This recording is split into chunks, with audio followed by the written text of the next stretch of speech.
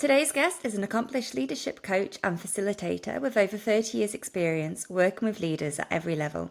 She is the founder and director of Reframe Solutions. Gillian, welcome to the show. When it comes to getting your message out there, Jill, how do you approach things like marketing and business development? If I'm honest, I don't do marketing, in the traditional sense at least. So most of my work, if not all of it, actually comes through relationships. So connections, my network, people talking about me. So I've been really lucky that people tend to introduce me to other people who also then want to work with me. So it's very organic, and that suits me quite happily, really. Yeah. Yeah, it's a lovely way to grow as well. Word of mouth, definitely. And how would you describe your competitive landscape? Well, so I think there's some really brilliant people who do work in this space, which I think is fantastic. Um, One of the downsides about coaching is it's completely unregulated as a profession. So anybody currently can call themselves a coach. Right. So I think it's important that if somebody is looking to work with a coach, they look for somebody who is properly qualified and accredited. That professional foundation, I think, really does matter. Um, and then to not just think, and often people will have chemistry conversations to find out whether they like and can get on with the coach, which is certainly one element that's important. But actually, some of the work that I've been reading about recently from one of my colleagues, Claire Norman, deepens that and talks about having a compatibility meeting. So yes, we might get on really well and click as human beings, but are we compatible from a coaching sense? You know, can that person challenge appropriately, support appropriately? And so I think that's important when somebody's looking for a coach.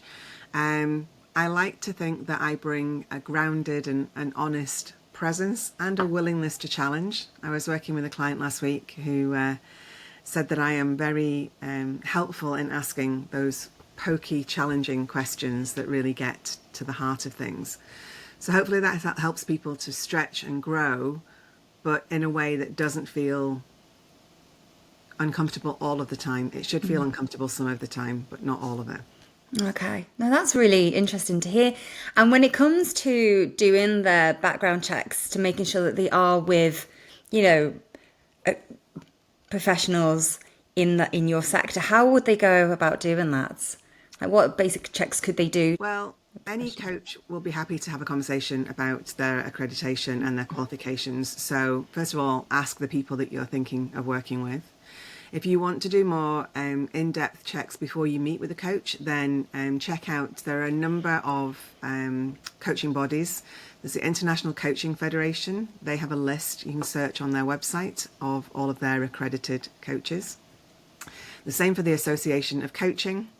There's the EMCC, which is the European Mentoring and Coaching Council.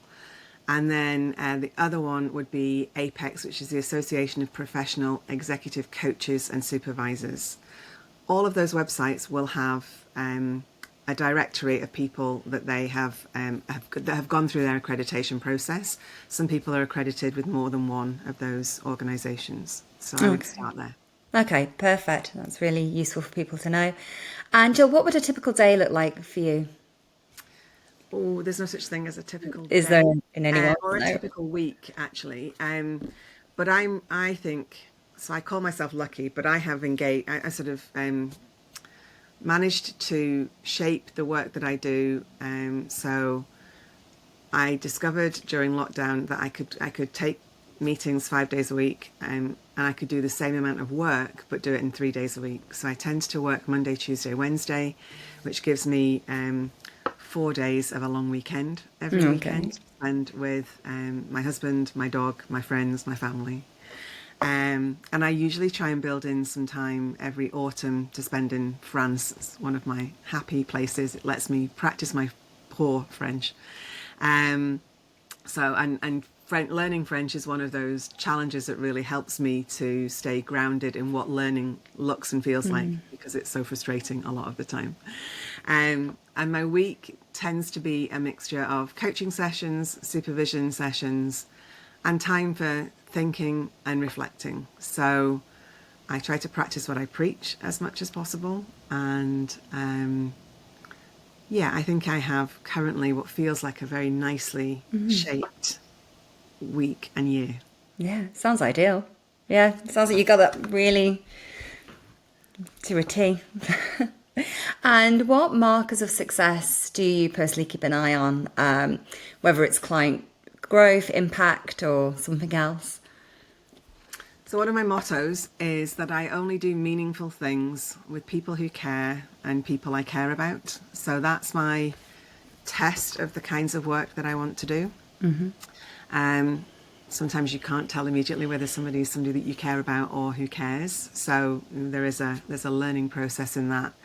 But for me, it's working with the right people on things that matter. So, I pay attention to the shifts that I see in clients, whether that's organizations or individuals, the confidence that they are showing, the clarity of their thinking.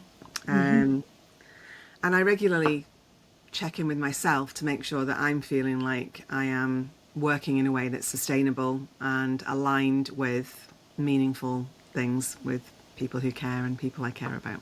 Perfect. No, perfect. And looking ahead, what are your key goals for the next 12 months? What's really driving you at the moment? So I'm not very good at goals. However, I think for the last few years and going into the next 12 months, really deepening the quality of the work that I do.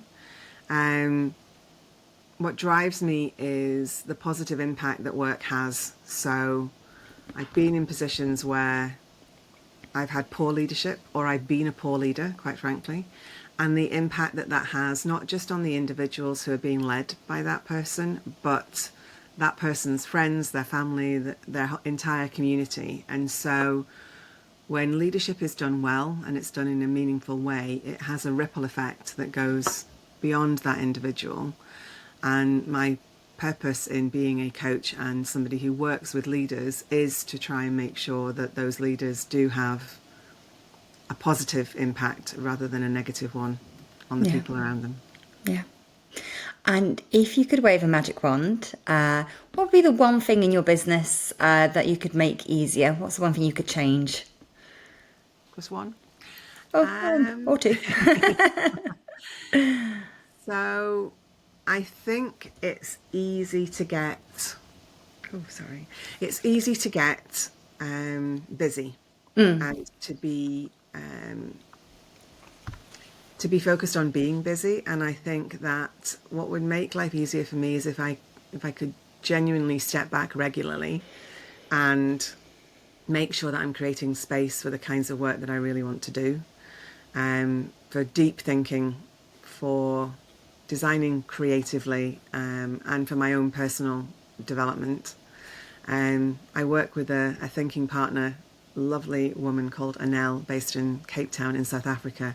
We meet sort of at least once a month just to hold thinking space for each other, and being able to do more of that would be fantastic.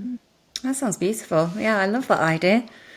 And what's your biggest frustrations right now? What are you facing that's really, you know, That's difficult.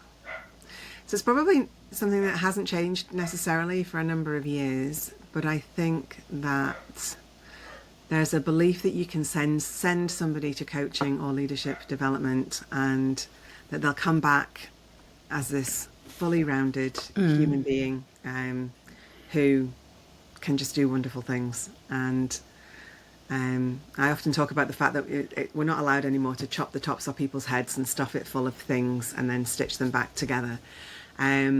Real development takes commitment, it takes time, it takes uncomfortable reflection sometimes.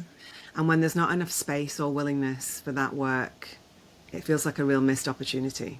yeah, definitely. And it's interesting what you say there with coaching. It's not just a case of going and having a few words spoken to you and all of a sudden that's it. You're fixed. It's all changed. It's a journey, I believe. So It is, and the real work for coaching doesn't happen in the coaching session, whether that's an hour and a half. The real work happens when the person does the work outside of that session and then brings their experiments and their their results of their experiments to life. Yeah, absolutely. Absolutely. And finally, if you could impart one piece of wisdom to leaders undergoing transitions or change, what would that be? So I'm going to go back to what I just said a moment ago. I think treat everything as an experiment. There's somebody called George Kelly who spoke about an individual as a scientist, so continually testing ways of thinking and being. And one of my other favourite expressions is that we don't learn from experience, we learn from reflecting on experience. So making time to actually think about what has happened, what went well, what didn't go so well, what you might want to try differently next time, and get a real sense of what's working and what isn't, and then continue with those experiments to see what goes next. Perfect. That's good advice. Thank you, Gillian. Well, thank you so much for joining us today and to give us that deeper insight into your business and what you do. It's brilliant. It sounds like you're building a fantastic business there. So long may that continue. We wish you all the best.